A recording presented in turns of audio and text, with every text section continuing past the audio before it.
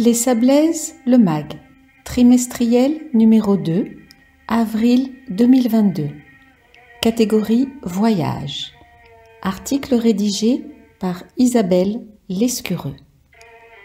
Sablaise de cœur, depuis 4 générations, j'ai définitivement posé mes valises il y a 3 ans au Sable d'Olonne.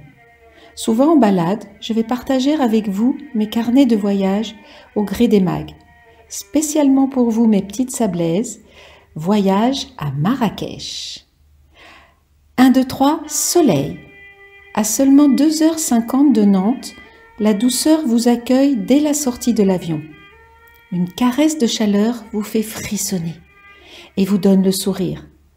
Les yeux prennent le relais en découvrant ces couleurs chaudes, puis viennent les odeurs, un vrai goût d'ailleurs. Marrakech est une ville surprenante où se mélangent culture et richesse. À un feu rouge, sur votre droite, un homme avec son petit âne et sa carriole chargée de bouteilles vides en plastique pour les revendre, et à votre gauche, un homme en voiture de luxe dernier modèle. Devant un glacier, une femme en habit traditionnel qui côtoie une riche touriste en vêtements de grande marque. Une ville très mouvementée. Pour autant, personne ne court. C'est le Maroc. On prend le temps. Un doux mélange de modernité et d'antiquité. Un centre-ville, Guélise, restaurant haut de gamme, hôtel chic et bar branché. Beaux immeubles de style colonial, enseignes de boutiques connues et magasins divers. Très agréable pour se balader sur ces grands boulevards bordés d'orangers. En mars, les orangers sont en fleurs et un délicat parfum emprègne la ville. Une médina qui fait peau neuve depuis quelques mois, avec des échoppes rénovées, mais qui restent très typiques. Et quand vous levez les yeux, ces canisses qui ne laissent passer que quelques rayons du soleil donnent une luminosité unique. De nouvelles boutiques de créateurs du monde entier s'intègrent doucement dans toutes ces ruelles animées et colorées où les yeux ont du mal à tout capter. Vous succomberez forcément à l'art marocain, si spécifique que les artisans ont su moderniser au fil du temps. Un lieu spécialement dédié au Moroccan Design à Sidi Ranem, dans d'anciennes usines désaffectées, vous confirmera ce renouveau artisanal qui s'exporte.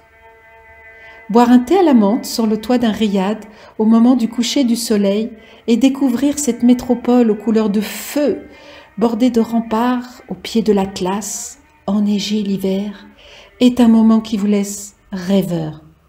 C'est très cliché, mais je vous le conseille. La gastronomie est variée, très parfumée et riche de différentes influences.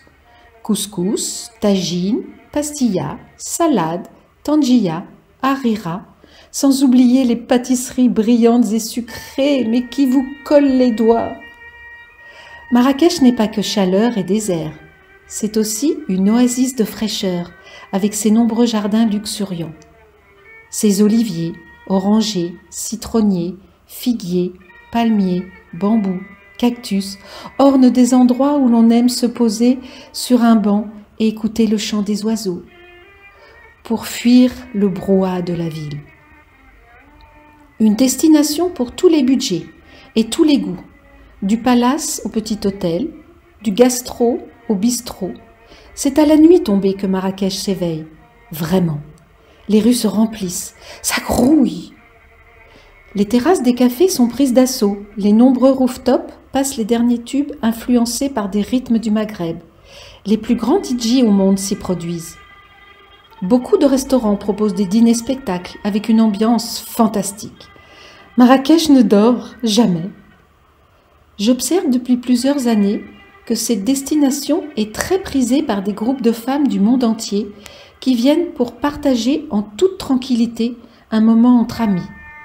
Découvertes, rencontres, partage, shopping, hammam, massage, dégustation, bon temps au bord d'une piscine, balade dans des jardins aux senteurs d'Orient, musée, dont le somptueux musée Yves Saint-Laurent, excursion, bivouac dans le désert d'Agafay, à seulement quelques kilomètres de Marrakech. sans oublier la gentillesse des Marocains, qui vont tout faire pour rendre votre séjour le plus agréable possible.